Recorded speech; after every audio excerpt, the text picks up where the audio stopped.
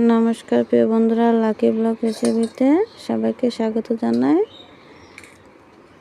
তো আজকে দুপুরের মেনু কি তোমাদের সাথে শেয়ার করব।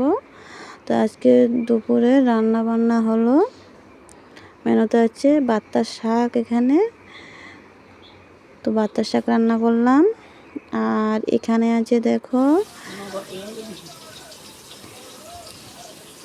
গিলে মেটে, এখানে আছে গিলে মেটে একদম কষা কষা, ঝাল ঝাল করে একদম কষা কষা রান্না করেছি।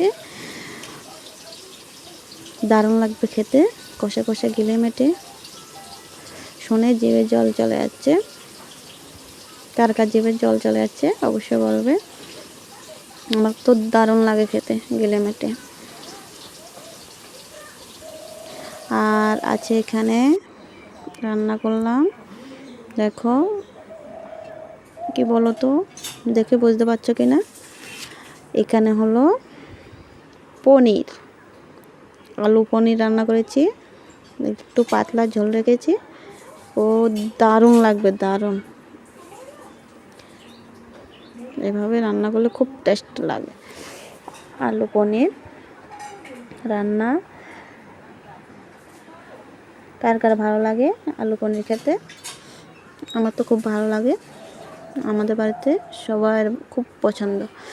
আর এখানে আছে অল্প করে মাংস নিয়ে এসেছি।